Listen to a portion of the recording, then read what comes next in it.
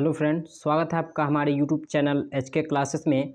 और आज हम लोग पढ़ेंगे प्रश्नावली 6 का सी का क्वेश्चन नंबर जो 2 दिया हुआ है इसके बारे में। ठीक है, क्वेश्चन नंबर 2 इसमें दिया है, चित्र में यदि m समांतर n और कोण 4 माइनस कोण 6 बराबर 30 अंश, तो कोण 1 से कोण 8 तक के सभी कोणों का मान ज्ञात कीजिए। ठीक, पहले हम इसमें क्या लिखेंगे, यहाँ पे हल लिखेंगे। ठीक है, और हल लिखने के बाद से इसमें लिखेंगे चूंकि, ठीक है, लिखेंगे चूंकि दिया है, ठीक है, क्या क्या दिया इसमें, m समांतर n दिया हुआ है, यानी m जो रेखा है वह किसके समांतर है, n रेखा के समांतर है। ठीक है, यह दिया है, तथा कोण 4 माइनस कोण 6 बराबर कितना दिया है, 30 अंश दिया हुआ है। ठीक है, इसको समीकरण 1 मान लेंगे। क्लियर, कोण 4 अंश ये है और कोण 6 अंश ये है। इन दोनों को यदि मिलाया जाए तो एक सरल रेखा पे कोण बनेगा, और एक सरल रेखा पे जो कोण बनता है वह कितने अंश का कोण बनता है, 180 अंश का। तो इसीलिए यहाँ पे क्या लिखेंगे, कोण 4 प्लस कोण 6 बराबर 180 अंश। मतलब कहने का अर्थ है कि यदि कोण 4 को और कोण 6 को जोड़ा जाए, ठीक, 180 अंश का बनेगा। ठीक है, अब इसके बाद से हम यहाँ पे क्या लिख सकते हैं, यहाँ पे ये हमारा समीकरण 2, इसको हम लोग लिख सकते हैं। क्लियर, यानी कोण 4 अंश और कोण 6 अंश का को मिला करके यानी कितने अंश का कोण बन रहा है, 180 अंश का, तो लिख देंगे। ठीक है, अब इसके बाद लिखेंगे तथा, ठीक है, यहाँ पे लिखेंगे तब, ठीक है, लिखेंगे तब समीकरण, ठीक है, तब समीकरण 1 और, ठीक है, 1 और समीकरण 2 को, ठीक है, समीकरण 1 और समीकरण 2 को जोड़ने पर क्या करेंगे, इसमें लिखेंगे समीकरण 1 और समीकरण 2 को जोड़ने पर। ठीक है, अब समीकरण 1 और समीकरण दोनों को जोड़ देते हैं। जोड़ेंगे तो कितना हो जाएगा हमारा, यानी क्या दिया है, कोण 4 माइनस कोण 6 प्लस कोण 4 प्लस कोण 6 बराबर 30 अंश प्लस 180 अंश। ठीक है, अब इन दोनों को जोड़ देंगे, 30 और 180 जोड़ेंगे तो कितना हो जाएगा, यानी हमारा हो जाएगा 210 हो जाएगा। कितना हो जाएगा, 210 अंश हो जाएगा।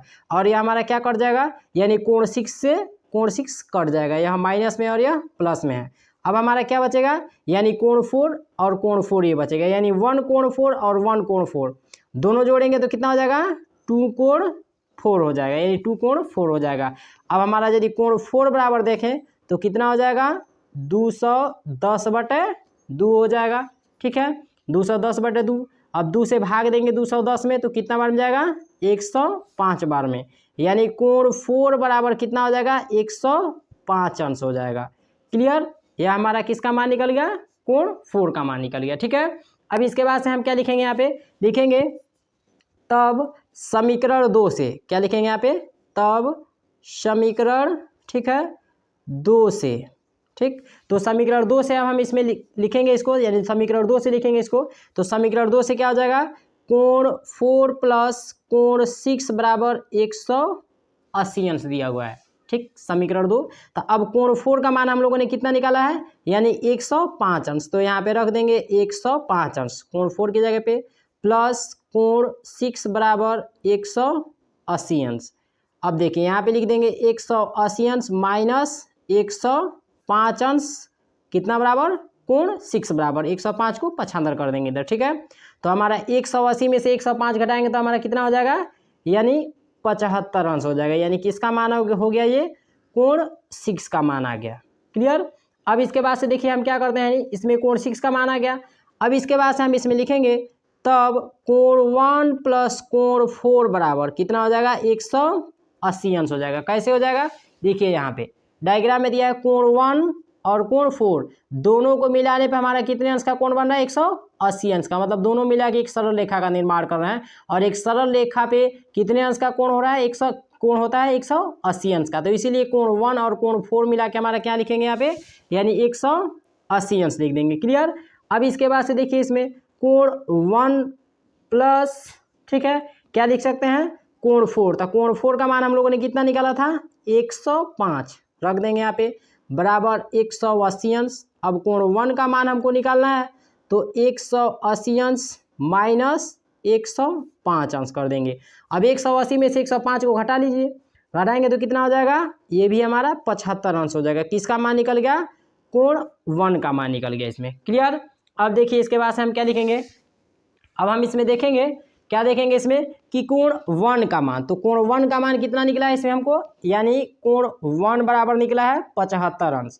तो यदि कोण 1 बराबर 75 अंश है तो कोण 1 के सम्मुख कोण यानी इसके सम्मुख कोण कौन सा हो रहा है, यानी शीर्षाभिमुख कोण कौन सा है, कोण 3 हो जाएगा। तो इसीलिए जो कोण 1 का जितना मान होगा उतना ही हमारा किसका मान होगा, कोण 3 का मान होगा। यानी किस वजह से होगा, इसलिए कि यह सम्मुख कोण है, यानी कोण 1 के सामने यह कोण है तो इसको सम्मुख कोण कहेंगे या शीर्षाभिमुख कोण कहेंगे। ठीक है, तो इसीलिए जितने अंश का हमारा कोण 1 का मान होगा उतना ही हमारा यानी कोण 3 का भी मान होगा। तो इसीलिए क्या लिख सकते हैं यहाँ पे, कोण 1 बराबर 75 अंश हो जाएगा और कोण 3 बराबर भी क्या लिख सकते हैं, 75 अंश लिख सकते हैं। ठीक है, अब देखिए ये हमारा हो गया।